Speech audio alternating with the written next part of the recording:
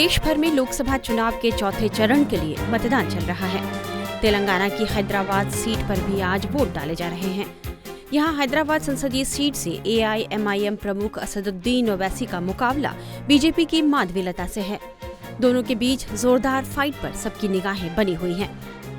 एक तरफ हार्डकोर मुस्लिम सियासत करने वाले ओवैसी की हिंदुत्व की फायरब्रांड नेता माधवीलता से सीधी टक्कर बताई जा रही है। ओवैसी भी माधवीलता से मिलने वाले चुनौती को हल्के में नहीं ले रहे थे और कई रिपोर्ट्स बताते हैं कि इस चुनाव में अपनी जीत बरकरार रखने के लिए उन्होंने कड़ी मेहनत की है। ओवैसी ने हैदराबाद में मतदान किया और कहा कि वे भले ही एक जगह से चुनाव लड़ रहे हैं, लेकिन सबकी निगाहें उन पर ही हैं। अरे हर इलेक्शन में मेहनत करना पड़ता है, लेकिन ये बार ज्यादा चल रही है। ये बार से क्या मतलब? ये बार देखिए, मैं 94 का जब इलेक्शन लड़ा था, उस वक्त मेरी सेकंड लार्जेस्ट कॉन्स्टिट्यूंसी थी उस वक्त के आंध्र प्रदेश में, और फिफ्थ लार्जेस्ट थी कंट्री में। मैं अकेला MLA था, मेरे पार्टी से मैं ही जीता था। उसके बाद 96 का पार्लियामेंट इलेक्शन हुआ, एक MLA से हम पार्लियामेंट इलेक्शन जीते और वेंकैया नायडू साहब को हराए। 98 में पार्लियामेंट इलेक्शन हुआ, मैं अकेला MLA था पार्टी से, हम लोग जीते अल्हम्दुलिल्लाह। 99 में फिर पार्लियामेंट इलेक्शन हुआ, फिर हमारी पार्टी जीती। फिर 2004 में मैं कैंडिडेट बना, 2009 में बना। तो हर इलेक्शन होता है, कोई इलेक्शन आसान नहीं होता है। तो अगर ये बोलना कि ये वो भाई आपका ये इलेक्शन है वैसा है, तो इलेक्शन है, चाहे किसी का भी इलेक्शन हो, सबको मेहनत करना पड़ता है। और कितने 17 लाख के करीब वोटर्स हैं, उसमें से आप कोशिश करना पड़ता है कि आप मैसेज जाए उनको दिए, बात करें। और हमारा काम है ना, 5 साल से कोविड में कोई नजर नहीं आया, अच्छे बुरे वक्त में कोई नजर नहीं आया, तो हमारा काम है। और हमको अल्लाह की जात पे पूरा कामिल यकीन है, अवाम पे यकीन है, और इंशाल्लाह हम लोग पहले से ज्यादा भारी अक्सरियत से कामयाब होंगे। वहीं माधवीलता ने भी अपने मताधिकार का उपयोग किया। मतदान के बाद माधवीलता ने कहा कि यह चुनाव हैदराबाद में बदलाव लेकर आएगा।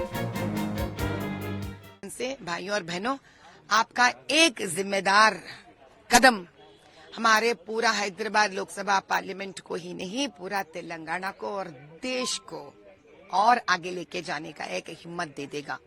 तेलंगाना में और हैदराबाद में तो कई सालों से जो बदलाव नहीं है, जो तरक्की नहीं है, वो देगा।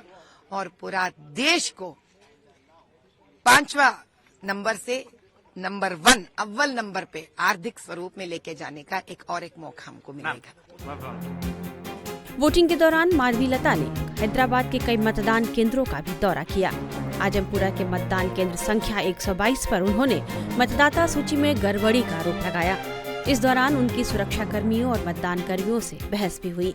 मतदाता सूची में गड़बड़ी का आरोप लगाते हुए उन्होंने कहा कि कई मतदाताओं के नाम सूची से हटा दिए गए हैं। पुलिसकर्मी बहुत सुस्त लग रहे हैं, वे सक्रिय नहीं हैं, वे कुछ भी जांच नहीं कर रहे।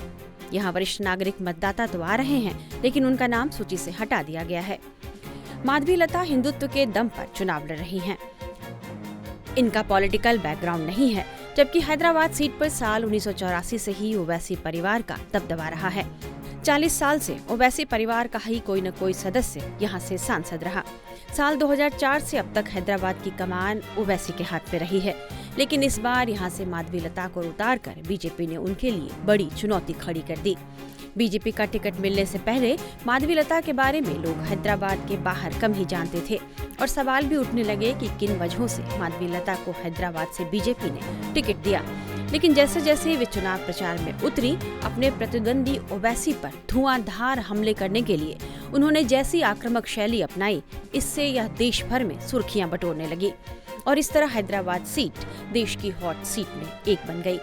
माधवीलता अपने पूरे प्रचार अभियान के दौरान यह दावा करती आई हैं कि वे हैदराबाद से ओवैसी का बोरिया बिस्तर समेटने आई हैं। देखना होगा कि माधवीलता का यह दावा कितना सच होता है। टाइम्स नाउ नव भारत डिजिटल की रिपोर्ट।